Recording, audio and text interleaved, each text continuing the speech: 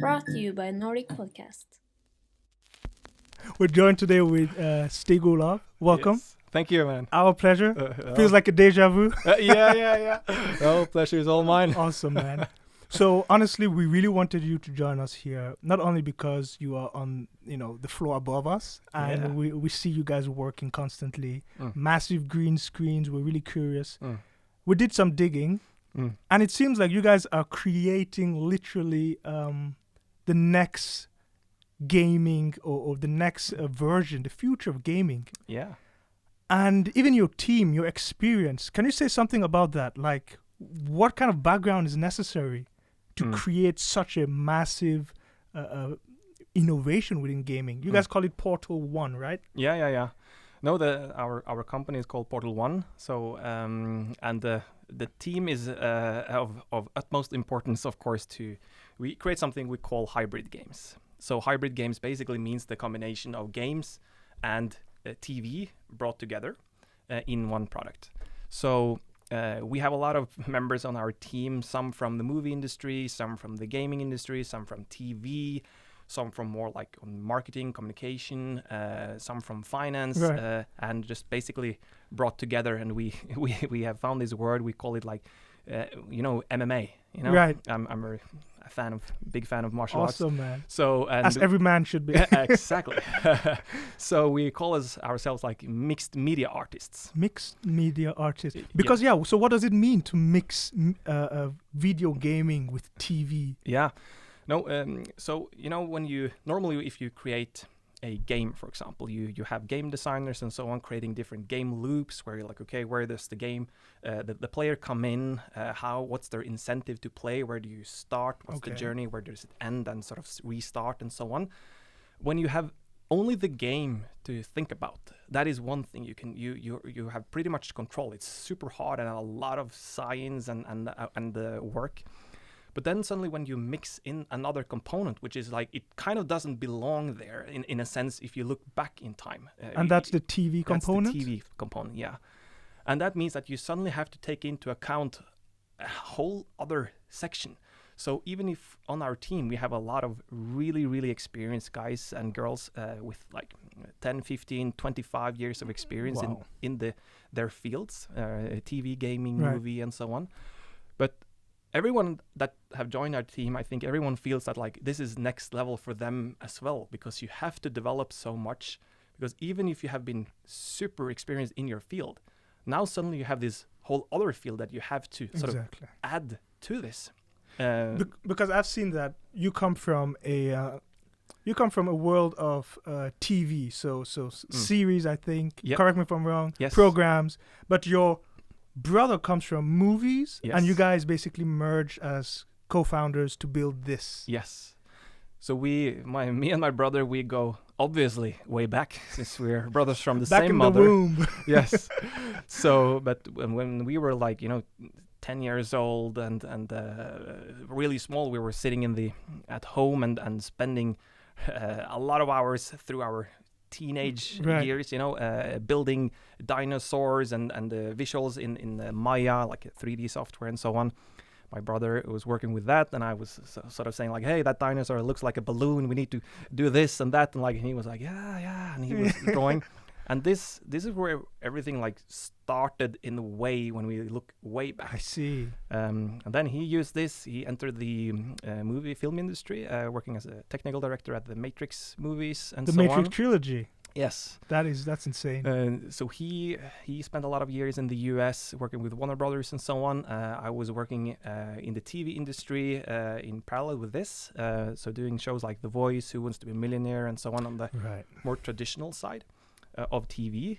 But on my side, I always felt that like viewers, they're so passive in TV, Of course. And I was like, hey, we have to turn those passive users or viewers into active users somehow. And we started to introduce more and more of these interactive elements into the TV shows where the viewers could actually participate in simple ways.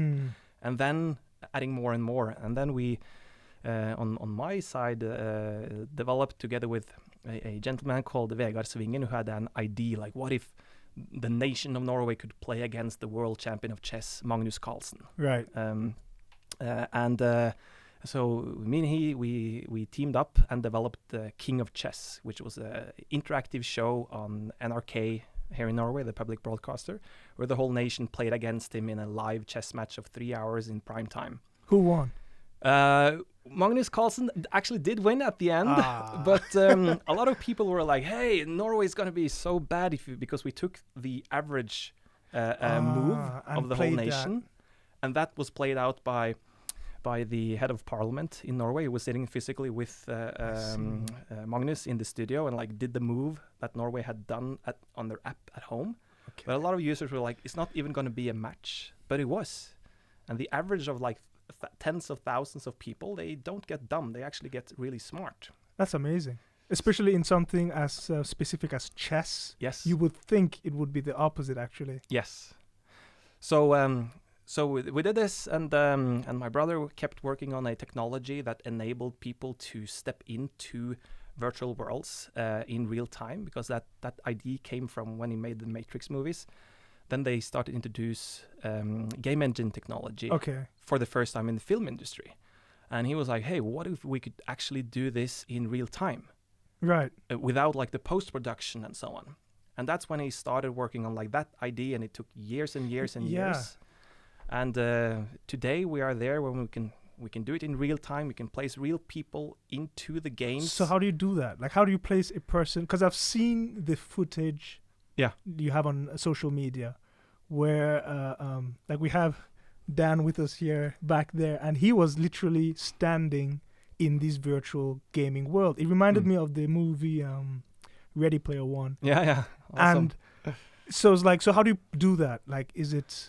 Yeah, Ready Player One has been a major inspiration for us. I love the book, love the movie. It's really amazing. Those who haven't seen it should see it. Absolutely. Yeah. So how do you do that? Well, that's part of what we have been working on for quite a while in this company, and we learn a lot in our previous company as well. Where we started again with this company in 2018, Portal 1, where we basically made another technology ourselves to especially to make the production costs a lot lower, so that you can have a high frequency of making shows every single day with a very small team. So now we're like, a small team is like about this size and making a podcast now. That's insane. When I did The Voice, for example, we were 200 people in the team. So it's a different ball game, but it looks like it costs the same with the crew. It really does. So we're using different, we call it hybrid compositing, which is a technology that we have developed where you are able to merge real physical cameras with the game engine technology and the virtual worlds in a way that is very, very effective without going into the details on how exactly we're doing it. Of course. But that's the overarching way what we're doing. Right. So I see that in the grand scope of things, based on what I'm hearing and what I've seen, I feel like it's literally just the beginning, because those who can play with this, you've limited it only to Norway, I believe? Yes, for the beta test, yes. Right. So when it comes to global use, I'm sure it's in the book somewhere. Absolutely. How far away are we for a guy in Japan to be using this versus, I don't know, US? Yeah.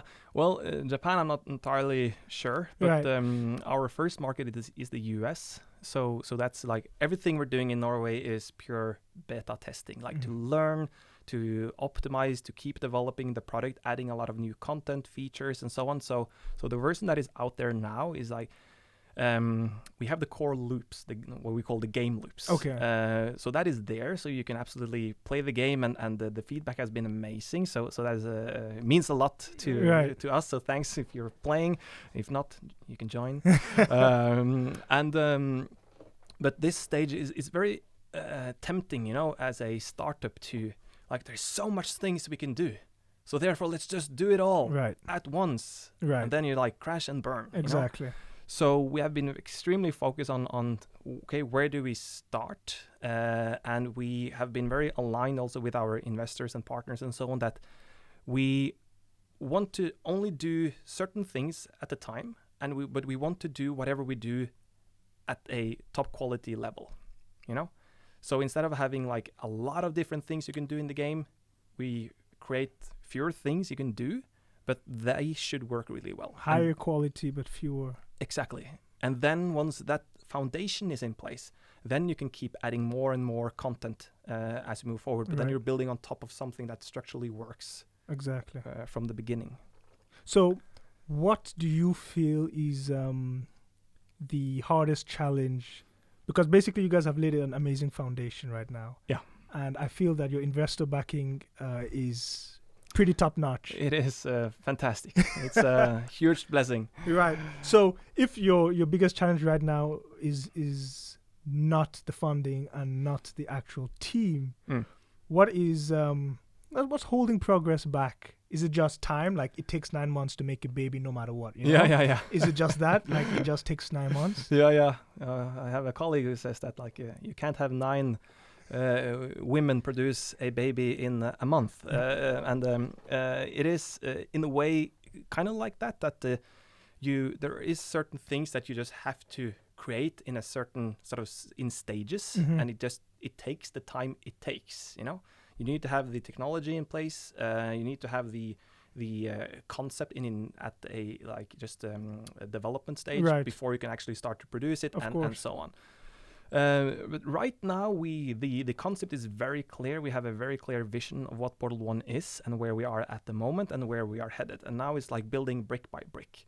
Our team is like ninjas, or a SWAT team. They're extremely strong, but we're still a startup and still a fairly small team. So that will be a natural part of the development moving forward, is to increase the team at the correct or at the areas that make sense, you know. And and I heard one person say one time like hire when it hurts.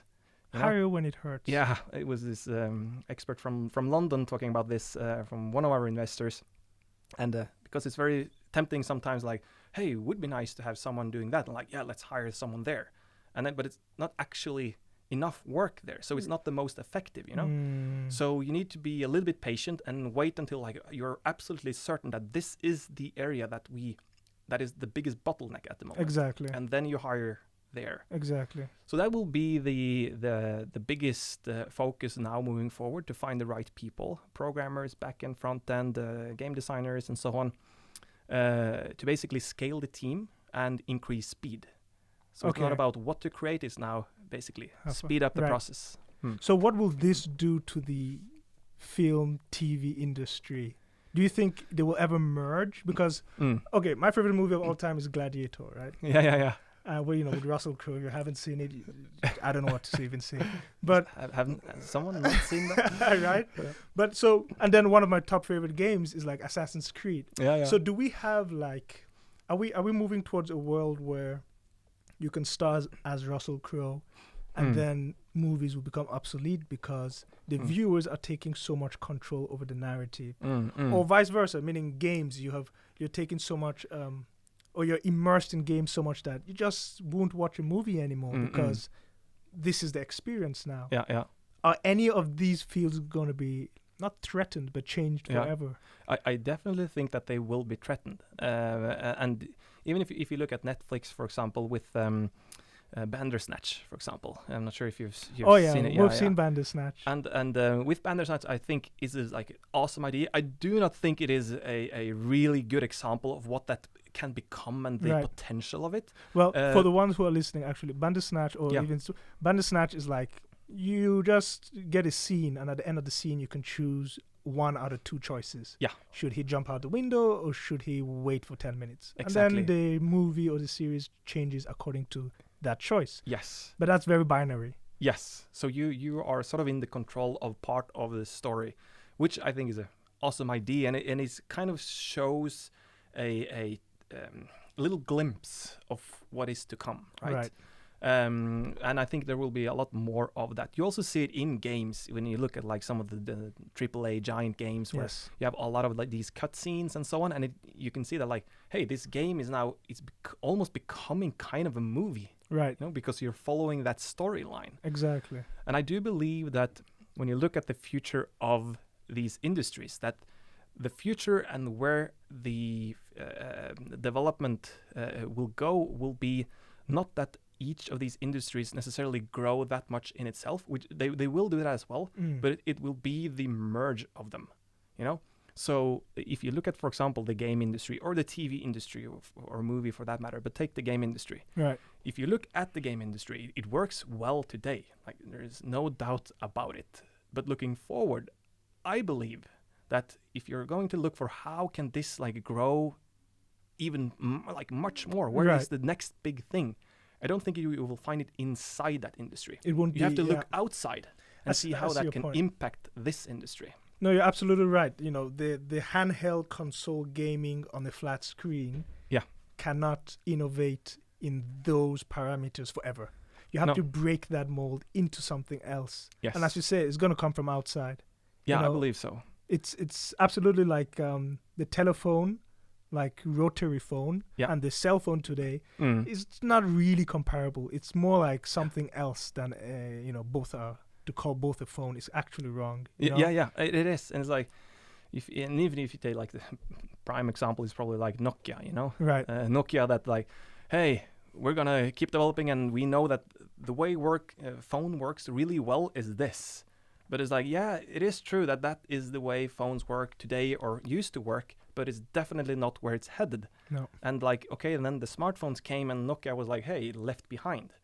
And I do believe that is how this industry is moving as well, that you have to merge like phones with the cameras and the computers like into a smartphone.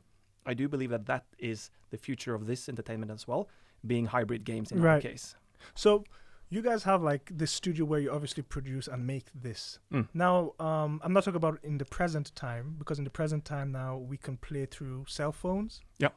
But let's say the grand vision. What interface are we playing on? Is it a handheld? Is it something completely different? What's the contraption that the viewers are, living or playing or competing in? Yeah, I believe you can probably compare that to Netflix. Okay. What device is Netflix for? Right. It's not for a device. No. It is a platform for content, a specific type of content. And where you consume that is sort of just secondary, Right. And that is the same for us. We're building Portal 1 as a portal for hybrid games. Where you consume that eventually will be at whatever console or device that makes sense for the specific types of games. I see. We are starting with mobile because that is something that is accessible to everyone, everywhere, at any time. So it makes sense to start there. And we also have a very casual approach to our audience. Like with Netflix, for example, who is it for?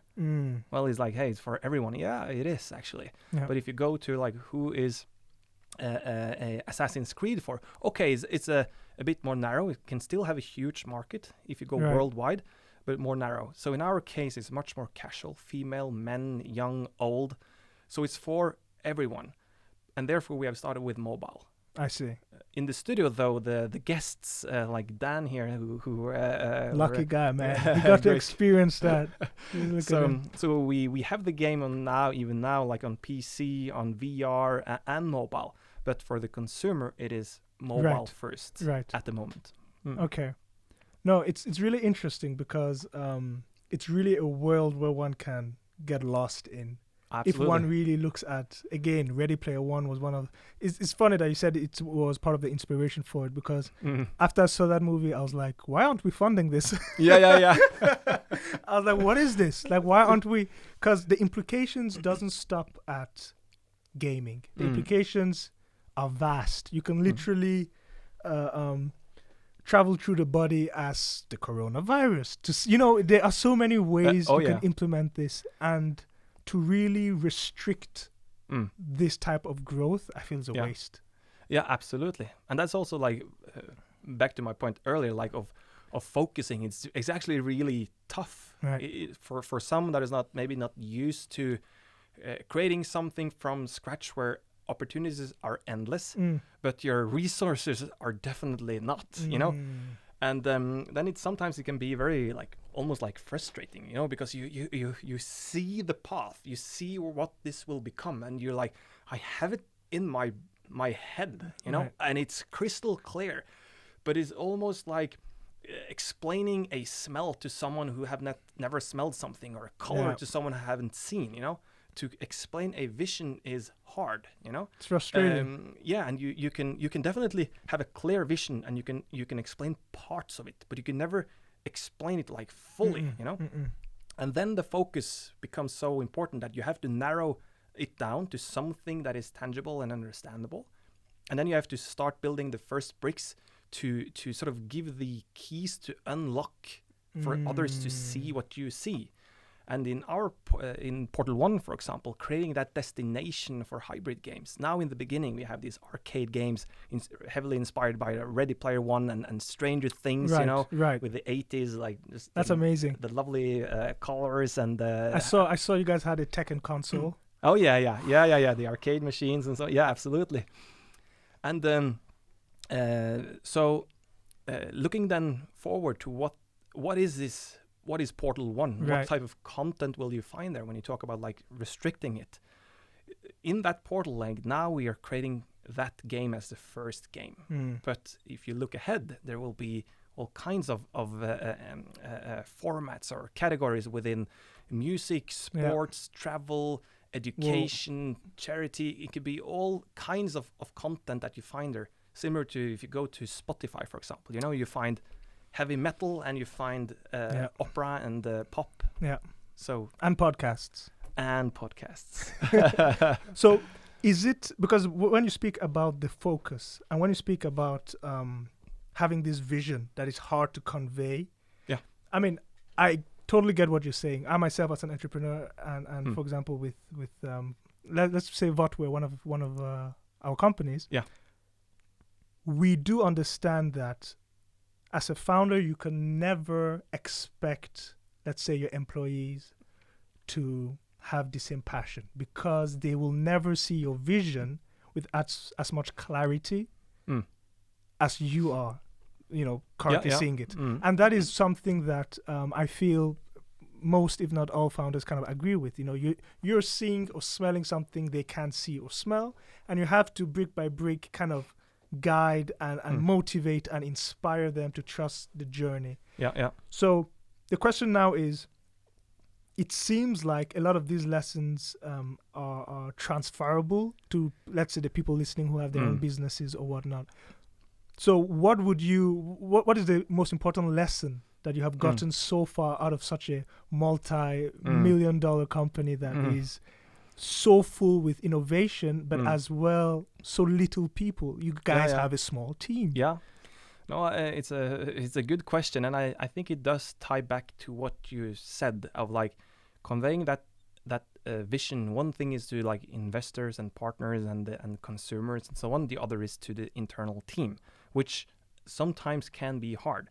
And then you can flip that around, and I would say that could be the advice I would give, because at Portal 1, I would say we are really blessed because we have a lot of guys on the team and guys, girls on the team that really understand the vision, and they are truly passionate about it. And we go to work and like just like hanging out with friends, like Amazing. Seriously. And a lot of them is like I tell many of them like you're like, first you're my friend and then you're my colleague. Amazing. And also we have been working with many of them for 5 and 10 years and so on. I've been working with several on my team through 3 companies, even back to 2007. Oh wow. Finding people that you really trust, not like that they will like stab you in the back or anything, but that you can trust their vision, their brain, their heart, and their passion. The intent. Yes. Yeah. And that is something that we see is so extremely important. And when it comes to hiring, I've been doing a lot of hiring for 15 years or so, even though I'm not like 70 or so, but I started hiring a lot when I was 23 as a production manager in TV. Of course. And been hiring many hundred people across the years. And that the mentality of hiring have changed like almost like upside down. How has hiring changed? I think in the beginning, especially in TV, there were so many specialists, so hiring was really easy, because like hiring a photographer, like You just go like, okay, everyone knows that these photographers, they're really good, and you just hire them and they just do their job. And that doesn't mean that their job is easy. It's just that it is easy to find good people. Right. And it's so clear what they're supposed to do. Clear-cut job description. Yeah. In hybrid games, it is not the same. No. You go and startups in general, you're going to make something that, if it is a good startup, normally it's something that no one else has actually made before. And so innovation, you can't just, and you can't just go out and say like, oh, you've done this, so that's great. There's probably no one who has actually done this. And then you have to start looking for something else. And how can you then find really good people for a job that you can't really know that they will do well? So everything in this has sort of resulted in a saying from me, at least, which is I got from someone else, which is hire for value and then train for skills. Hire for value, train for skills. Yes. So what type of value would you be hiring for? The type of value would be this type of value. So even if you look at statistical research, like Harvard and Stanford, they did a research among like thousands of different industries, or not thousands of industries, but thousands of companies across many industries. And what they found was that when you look at what is a company looking for, out of that, 85% of what companies are looking for is soft skills, not hard skills. So hard, the hard definition for many people listening. Yeah, hard skills being like technical skills, education, experience, knowledge. Okay. What is very, in a way, tangible. Right. Soft skills means more like interpersonal skills or personal traits such as empathy, emotional intelligence. Exactly. Right. Social Right. skills, teamwork, passion. The untangible. Yes. Right. And that is, when you look at like people who are really successful, either if you're a gold medalist or if you are working with a giant company, there also research has shown that out of what makes that person very successful, that research showed that 85% of what made that success was their character. The soft skills. The soft skills. And Absolutely. also through the same research from Harvard and Stanford and so on, when they looked at if you have a bad hire, so someone who joined your team and it resulted in like someone being laid off, or fired or whatever way they left the company, only 8% of those leaving the company was because of a lack of hard skills. So 92% was because either only because of or heavily because of lack of soft skills. So essentially, because hard skills can be trained, learned, and passed down, it all comes down to the soft skills in both success and failure. Yes. So that's what I'm looking for when I'm hiring. You always, of course, you have to look at the track record, and looking at our company, there's the hard skills are at there. a really high level. Yeah, Right. yeah. It's not that they don't count, but that's not enough. Right. And they are fairly easy to assess and to figure out and research and so on. But then where I'm digging, that is on the soft skills. What's your passion? How will you work together with the team? What's your culture? What will your ability to learn and adapt to what we are doing and to that vision? Right. And that's where I find the stars on my team, where they're the biggest strength, I would say. Awesome.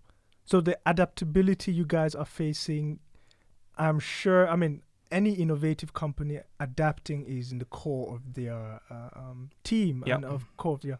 But then, obviously, we do see like the PS5. They're not sponsoring us, by the way. These new consoles coming out and these new type of trends coming out. Like there's this new game, Among Us, who by no logic has taken over the world by storm, and it's a pixelated game. Yeah. You have the PS5 who's pumping billions into this console. Yes. And then literally a mobile game that is 2 years old and is pixelated is the highlight of the year. Yeah. So Do you get swayed by any of these cultural shifts, or are you so focused on the future goal that you know that's where we're going to land? You know, it's like a trajectory. Are you so focused on the end point of the landing that the curve of the trajectory you just blow away? Yeah, no, absolutely. I would say that you're you should always have a vision that you don't sort of waver from every like input. Like someone says like, hey, what about this? And like, hey, okay, and you run like a puppy after a ball, you know. Right. So you don't do that, but I think you always also have to pay a lot of attention to what's happening in the market, and also like our vision and where we are headed is based on this. You know, it is based on what we believe in ourselves personally, but it's also heavily based on what we see in the market, how the trends are moving. But then that's also part of the user testing, the beta, and so on, to always pay attention to what's moving in the market and to adapt. I sometimes actually in the company, not necessarily on the vision level, but on the product and roadmap level and project management and so on, I sometimes talk about military leadership. Military leadership? What do you mean, like dictatorship? Well, no, not necessarily. No. And, it's definitely not our style, but I use it as an example on one thing where you like, let's say that, okay, if you're in a war, you know, and you have someone who is an officer who is leading some kind of charge, you know, and you send out your scouts and you figure out like, hey, now the enemy is over here. Enemy in our case is not persons, it is like the tasks and challenges that you have to overcome, right? And you see that, okay, the enemy is over there. So you start sending out your troops, you start working towards this, right? And you have now come 90% of the way. And then you see, hey, now our scouts, they suddenly report that the enemy has moved. And now they are over here, where they used to be here. And then it can sometimes be very tempting to be like, but we're so close. Right. Shouldn't we just go the extra 10% and then we're there? And then it's like, well, you could go there, but they're not there anymore. No. So you have to adapt to what's happening. But then, at least in my experience, what happens is that the distance from the point that you had come to and where the enemy has moved to is still shorter than if you waited and you start from scratch. So because that's sometimes you can be sort of caught up in this like, but we don't really know. And then you end up in this circle where you don't make decisions and you don't move forward. Because you're not acting. Exactly. You will never be 100% sure. You cannot, you know, because there are no answers for innovation in that sense, which is like just like written in stone. Of course. So you have to gather the intel, look at the market, look at the product, listen to your users, your team, your inner voice. I don't know, you know, and then you have to act and start moving. But then, as to your point, if something shifts in the market, changes, okay, then you always have to adapt. Or a user feedback said, hey, now this thing you tried, it really doesn't work. Okay, adapt, change, but always push forward. So make decisions. Right. Important. No, that's amazing, honestly. And I'm also even thinking about, I mean, I get it that you guys are focusing on certain things because the implications are vast. But, you know, implications in sports, it is vast. And it is the best way to actually focus on a certain thing. But I know that you and your brother obviously had this since you guys were like 10, as you said. You guys were. But it seems like, I mean, were you taught this? Did you have a mentor? Because this is very specific. It's a very specific field. And it is a very uncharted territory, you know? Yeah. So where did you guys get all the inspiration, the know-how? Was it solely the film and TV industry? Was it something more? I think it's definitely it comes back to probably the soft skill, hard skill thing, I believe.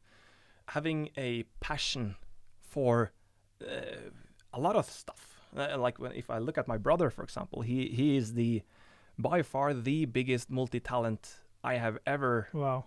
experienced. What was the age difference? 3 years old. Who's older? He is. Ah. Yeah. It's always like that. Even with me and my brothers, man. The good genes go up. Yeah. No, he's amazing, and I'm always impressed and inspired by him. That's amazing. And he knowing all different the different fields. Some is very directly work.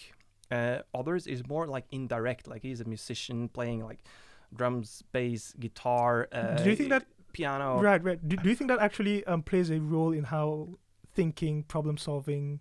Oh yeah, absolutely. Do you play anything? I don't. You don't. I more like on the technician side, like you play video games. Yeah, I play video games. That's what you play.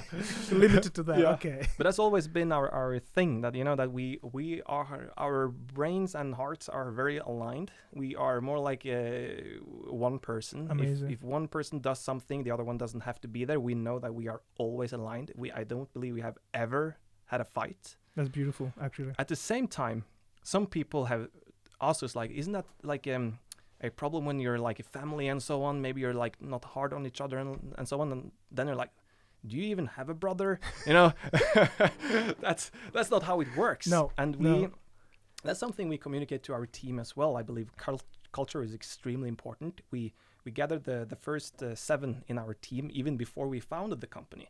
Before we founded the company, the first thing we started to talk about was culture.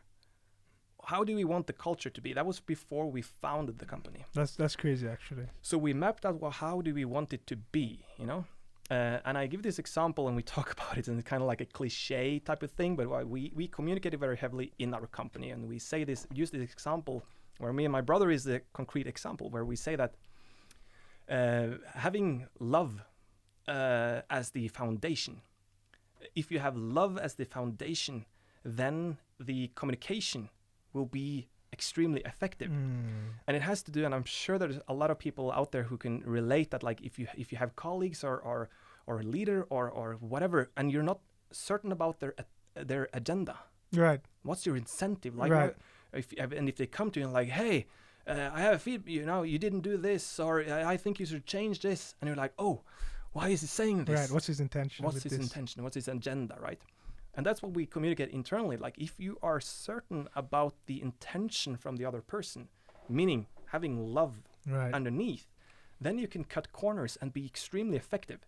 So with me and my brother, we know that there is 0.0% doubt about what our intention is. It is always the best for the two of us and for the company. And there is never a doubt. That means that I and him, we can be the most direct that we can. Right, without any misunderstandings. No misunderstanding. Lack of trust. No, absolutely not. And sometimes we can have others listening to us and we don't shout or anything, but we can be very like direct, like, hey, this sucks, this is not good, or what you did there, you can do that much better, Right. Very just like boom. But and then we talk it out and figure out, okay, how to change it.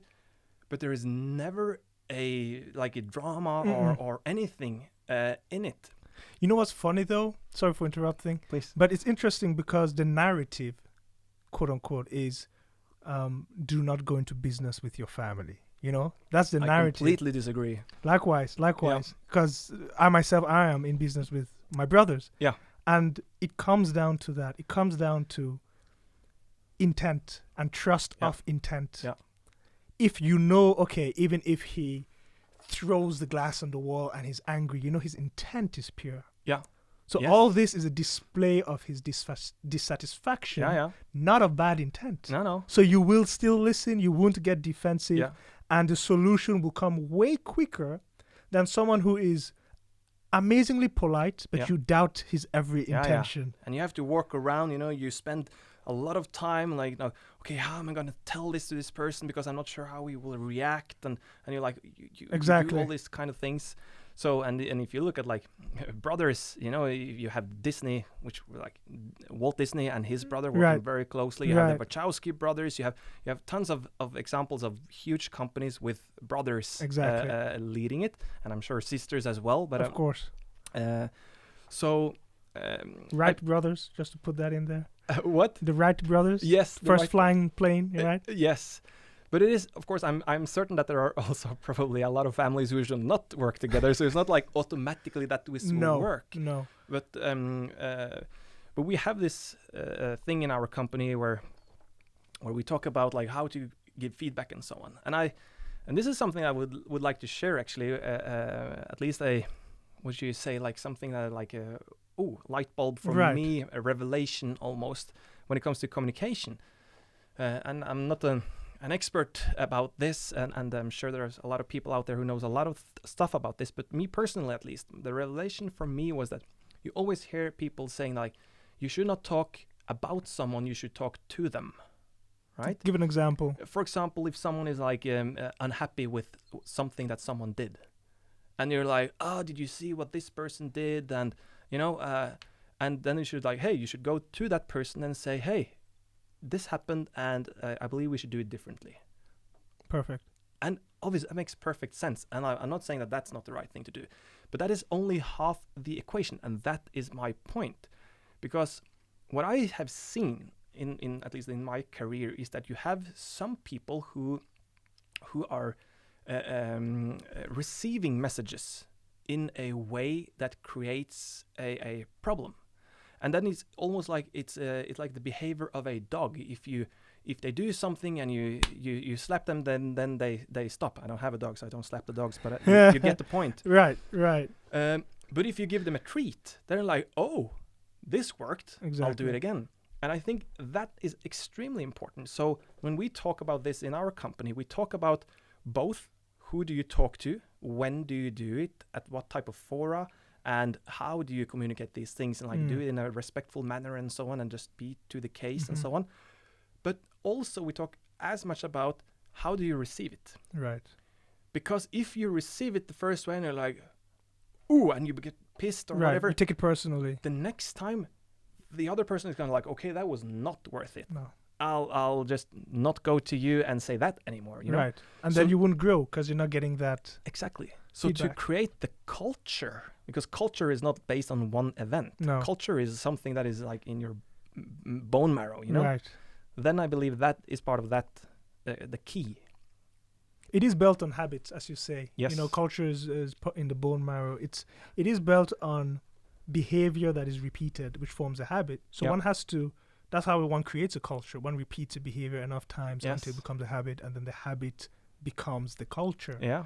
And I really liked that you stressed that not only is the carrot, the reward, important. I mean, not only is the stick, important, but the carrot is also important. So you have reward and punishment. Well, punishment might be a harsh word.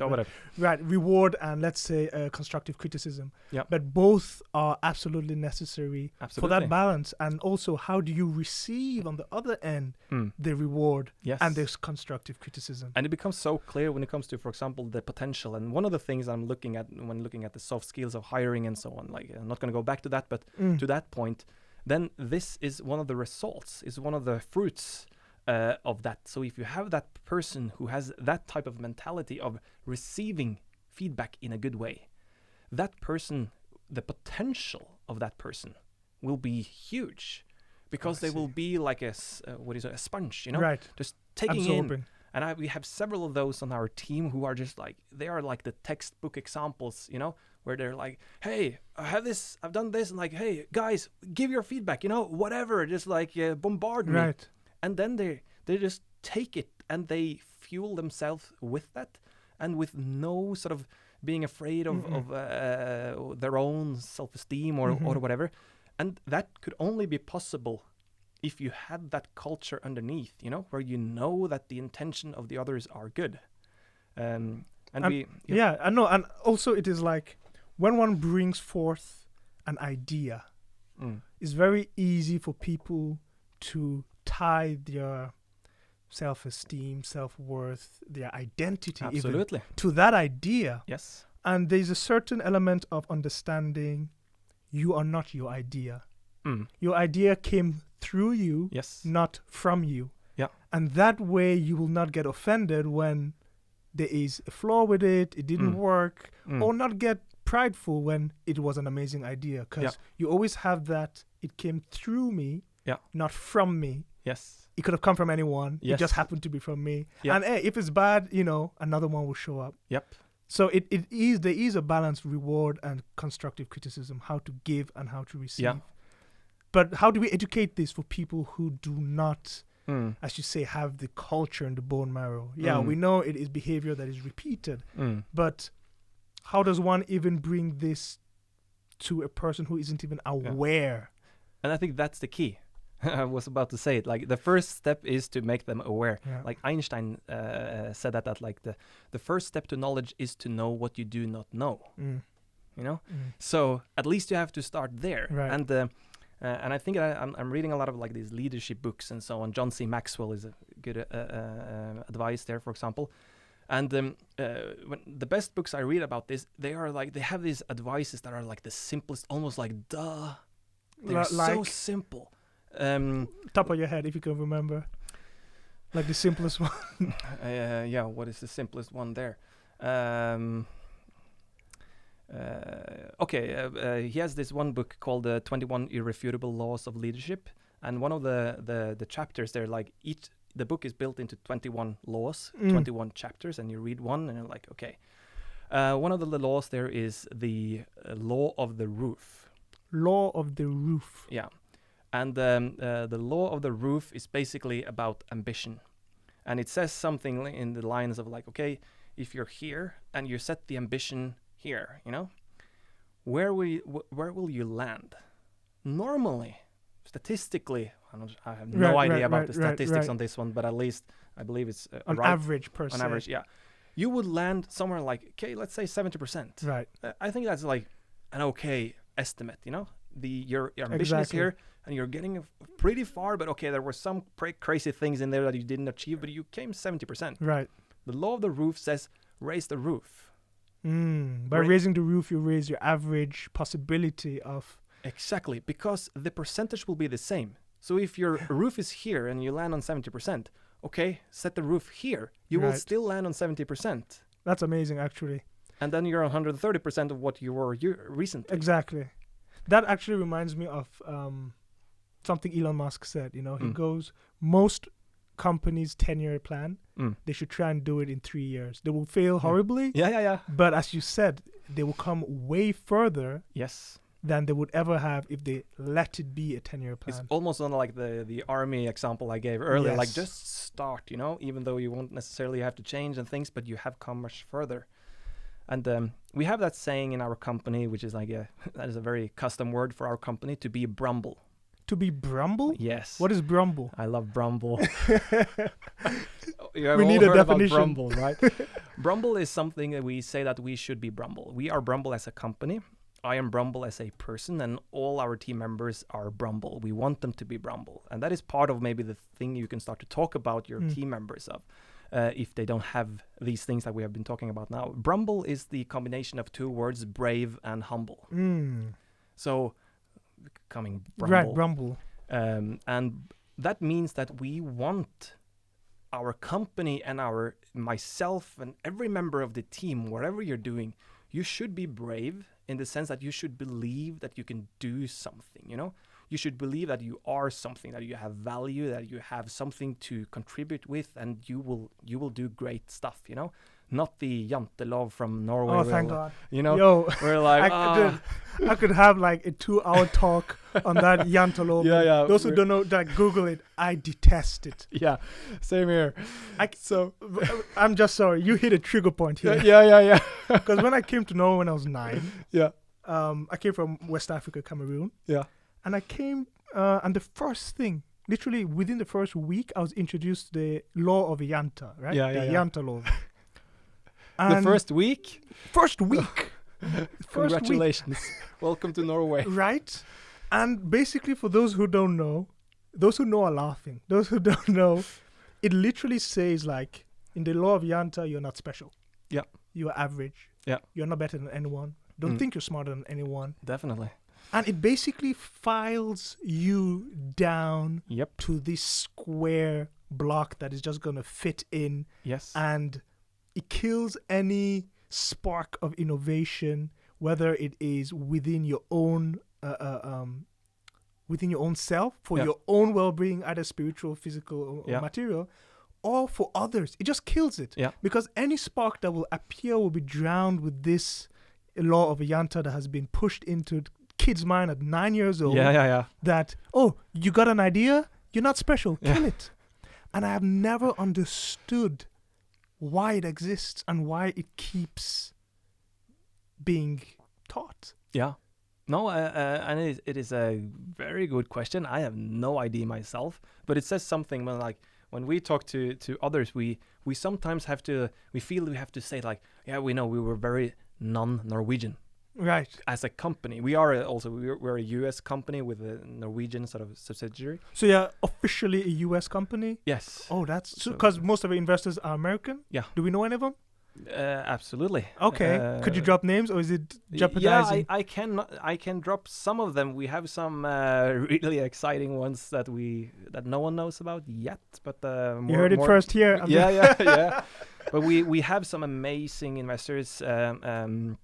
Founders Fund was our first investor. That's the team from PayPal and with Peter Thiel and Elon Musk and so on. So they were insane. First investors in Facebook, also in SpaceX. That's amazing. Spotify and so on, and they are absolutely amazing. So we have had a really good sparring sessions with them. They are really good at thinking large platforms, long term. And we have had like a bunch of hours spent with them talking about strategy and so on. And it's such a joy when you talk to these investors, because first of all, they're really talented and they're really supportive. They're like my mother, you know? They're not like my mother, but in a sense, they're like, they really, you know that they want the best for you, you know? And they give you creative control, the space, or they're breathing down your necks. Like, no, not at all. The last one, they're more like, you guys know best. If we invested in you to tell you how to run your company, like, we are really bad investors, you know. Why on earth should we invest in a company that we know better how to run the company? Right. But of course, they have immense experience and insight into the market that we can benefit from a lot, you know. Right. So we have these very fruitful discussions with them on how to move, and then we take in all the information from them, and then sometimes we continue the way we were, other times we adapt, and very often we get useful insight on the road ahead. That's amazing. These are okay, now it makes sense why you are a US company. But yeah. So you definitely chose Norway. Was it because, I mean, you're based here? We are here. Okay, so that was the only reason. Yeah, I would say that is the only reason. If we were in the US, we probably would not have started these companies we wouldn't have a R&D company here in Norway. So that is purely, we are Norwegian. But about half of our team are from like Siberia, Tokyo, Argentina, UK, US, like from all over the world. Definitely no Yantalov in those countries. No. So that has been being an international company, also culture-wise, is very important to us. And it's especially since when you're merging the type of industries that we are, as in like TV industry and film and games and finance and other. Huge. And some people, if you guys are not from those industries, you could think, for example, that but movie and TV industry, isn't that like almost the same? Right. But believe me, they are not the same. They are extremely different culture-wise. How you work is very, very different. And then you have others like on back-end, like server sides and so on, which maybe is just from a completely different sector. And merging those cultures, and then in itself is pretty hard. And then you're also merging all these different countries coming from Tokyo or Brazil or the US or Denmark. Doesn't matter. There are different culture differences, you know, some big, some small. And then you can have religion, you can have all these kinds of things, and you're mixing them into one team. That is why, because this is so hard, you know. And in our previous company, we had 33 different nationalities in a team of 150. So we learned a lot there. And that is why it is so important for us to have the culture in place from the very beginning, even pre-conception, you know. so that once these different industries and cultures come into the company, we want the company culture to shape those that come in, not those to shape the culture of the company. And then you have to have a very clear company culture in the company. Right. So that's where Brumble comes in. Be brave, but also be humble. You know, you should take care of the guys around you. Talk kindly about them. If they do something good, give them shout outs, and never do like this to shine. You know, we can have a competition, but let's have a competition about like building each other up.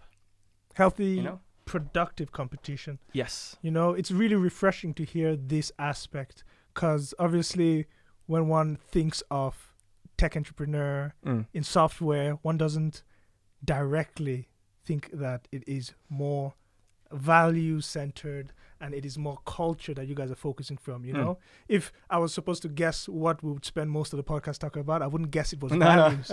And that is what's refreshing, because that is such an important foundation so many people are overlooking. And that is such an important foundation in any type of business. And that's why these kind of platforms are important, because people don't know that. No. And I think if some people can sometimes think that, so you're soft, or does that mean that you're not working hard or you're lazy? And believe me, being lazy is the last thing that our that the team members at Portal 1 is, because they're working hard and they are extremely professional, dedicated, and if you ask them to work till 3 a.m., they're gonna do it with a smile and just like, yeah, let's do this. That's amazing. You know? And so the result of this culture is not laziness. It is the complete opposite. You know, people are fueled, and they do it because they want to do it. You know, because it becomes their passion. It's like Bruce Lee. You know, exactly. Become the cup. You know, yeah, there you go. Be water. Be water, my friend. So, and that is the results that we are seeing. So, so to sort of get on the get that type of culture and get that relationship with the team has been a great success. It sounds like it, absolutely. And it really sounds also like, despite the fact that you guys are, you know, at the vanguard of innovation, you guys do know what you're doing, you know? We believe so. You believe so? In all humbleness. That's back to the Brumble. You know, yeah, we do believe that we know what we're doing, and we are really proud of the product that we have. We absolutely love it. We see that the beta users that are in does love it. When you look at analytics of like how many percentage stays in the game for that long and how much do they play and so on, which is just off the charts without going into details. Wow. So we know that the product is really, really solid. We absolutely love it. Right. But at the same time, I do think that you are allowed to believe that you're capable and that you can do these things. It doesn't mean that I'm saying that we are better than someone else. I'm just saying that we're doing something right, and the team is great. Yeah. So for those who unfortunately have been I don't want to use the word indoctrinated, but I will. Yeah. and because it takes a lot for someone who unfortunately has had this law of Yanta mentality for so long and is really struggling, maybe in their early 20s or late 20s. Yeah. You could say breaking through, not only fulfilling themselves mentally or spiritually. I was there. So that's the question. What would you advise them in those terms? How do you find that new second breath? Yeah. For me, there was a change. You know, I was always quite young as a production manager at 23, hiring 200 people for my teams and being responsible for all hiring, for all budgets, all planning, and the delivery of the project. As a production manager, you had the producer, which was more on the content side at that point, which is what I'm covering now. But at that point, it was more on the practical and economy and like delivery, make things happen, you know.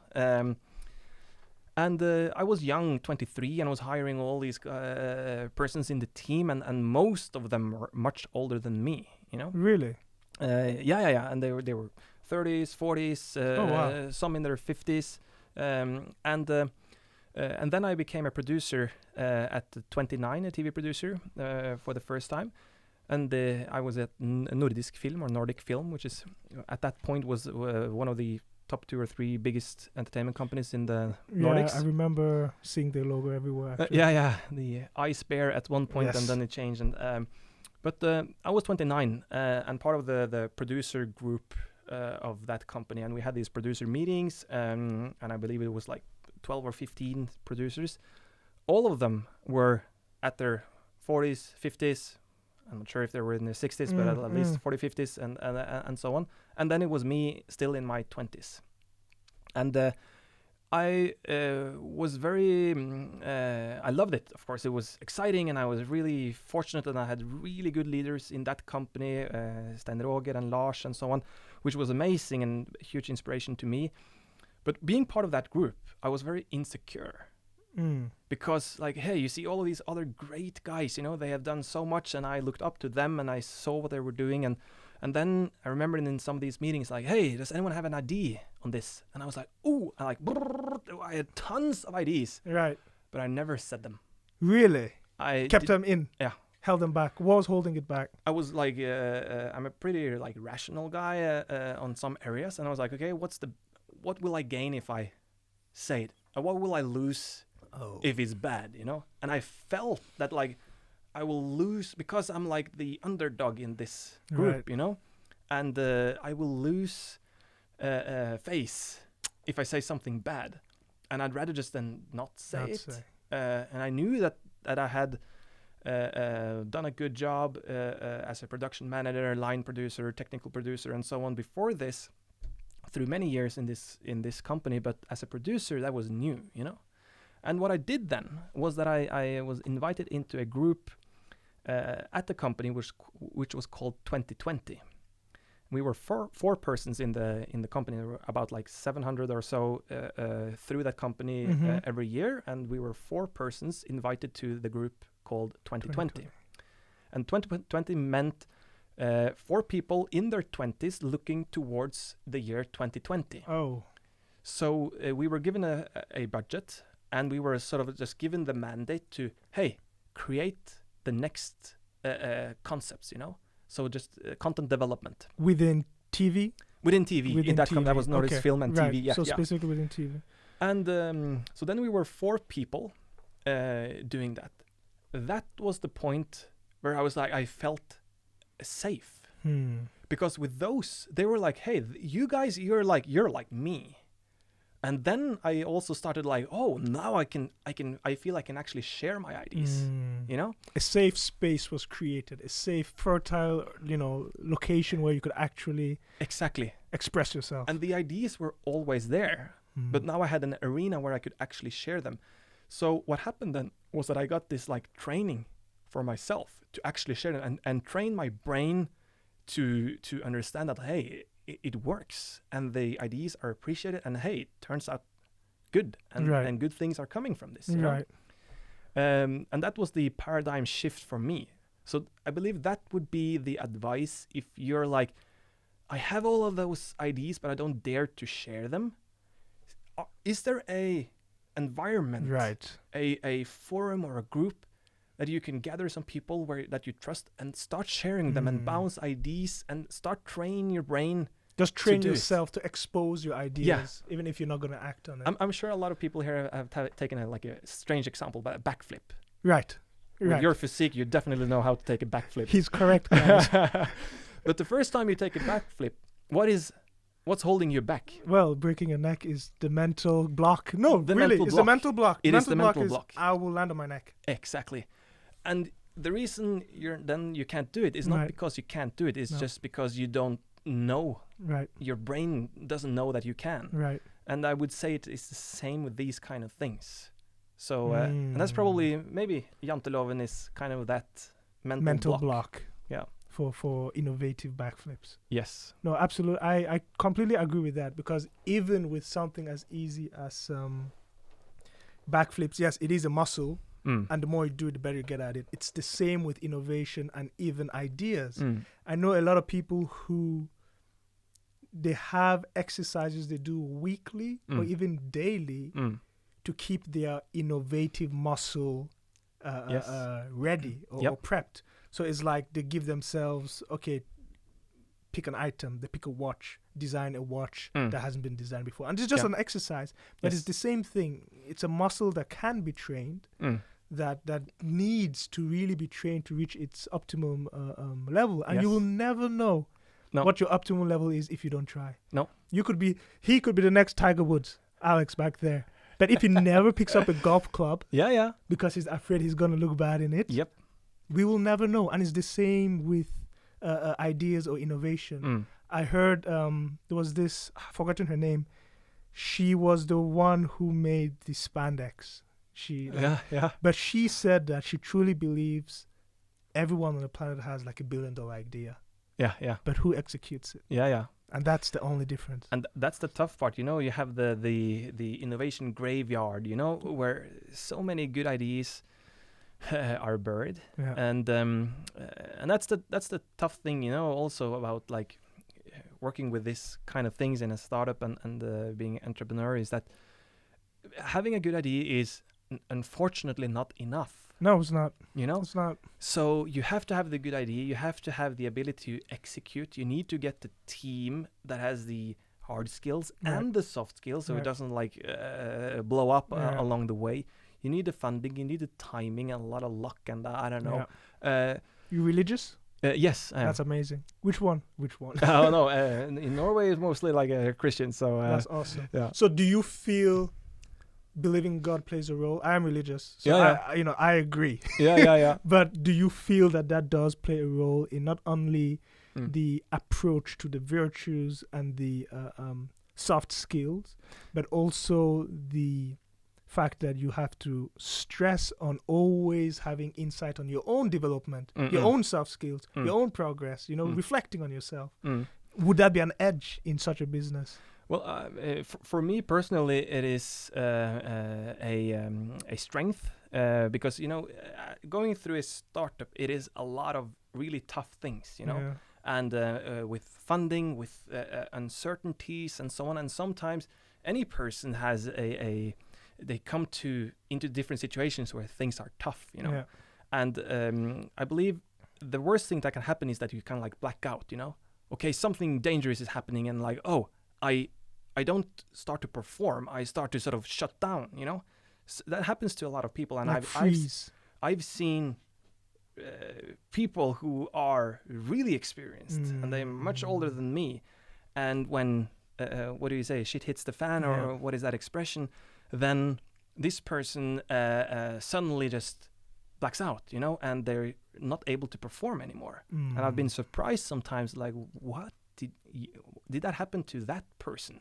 I didn't see that coming. It looks really tough, and suddenly like, okay, now the fire is there, and it crumbled, you know? And for me, I believe that part is something that gives me keeps me calm, you know. It never means, it's like the same with the team, you know.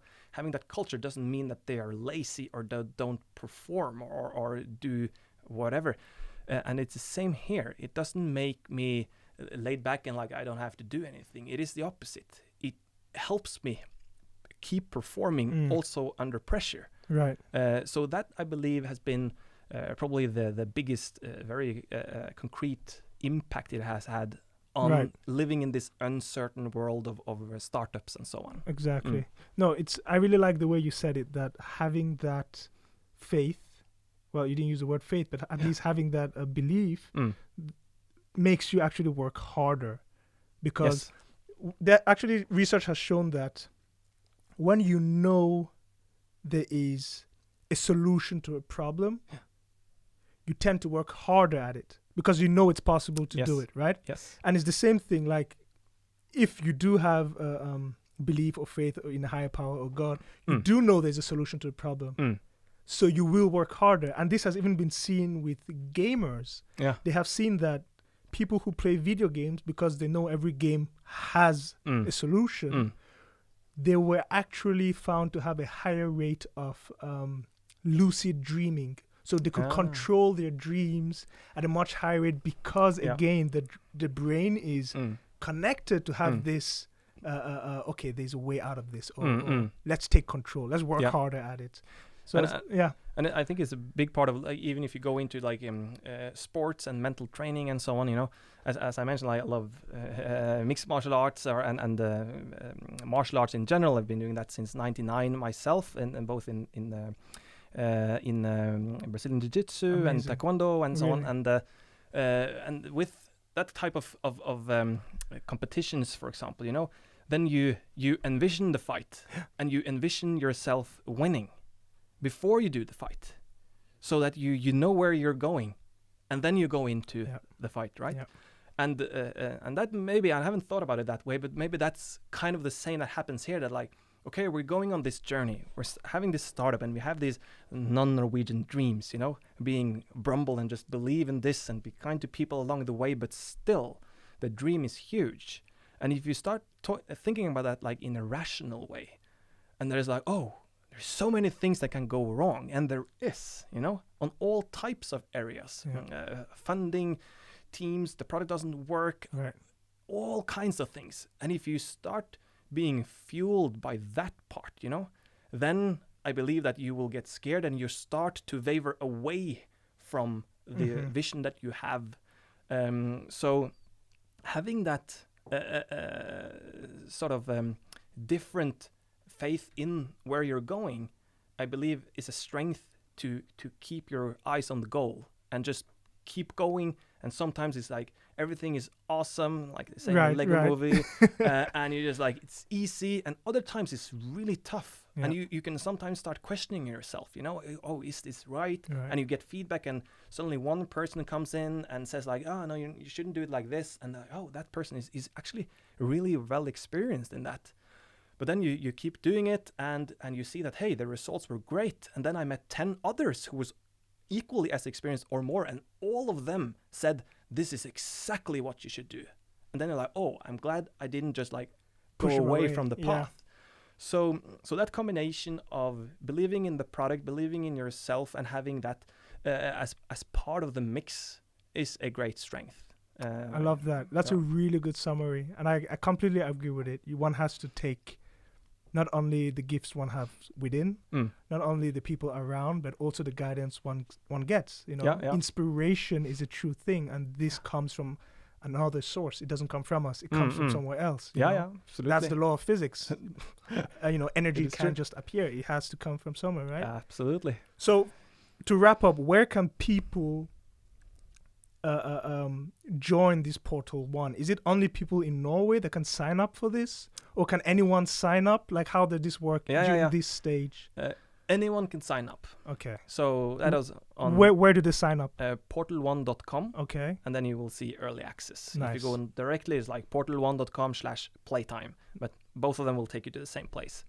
There you can sign up. You will write where you're from and so on. And the minute the game is accessible in your territory, you are first in line. Perfect. Right now, we are only open to Norway in this test stage. And back to the focusing and so on. So that's where you can get it today. What if they have a VPN? Could they get it to the Norwegian? I'm just trying to help the people out, man. Well, no, it probably would not work at this stage. But if you're really interested and you really want to try it out, I believe the best way to go would be to actually contact us and check if there's a way of getting you in. But it's by default now it's open for Norway, and then more like case by case basis. We have investors and so on playing from the US, you know, around the world that is in. But so there is a way. Portal1.com. Guys, future of gaming is here, man, and I can't wait to finally dig my hands into it as well. Yeah, looking forward to seeing you on the leaderboard. It was a pleasure having you. Likewise, man. Hopefully you come back soon. Yeah, would love to. Awesome.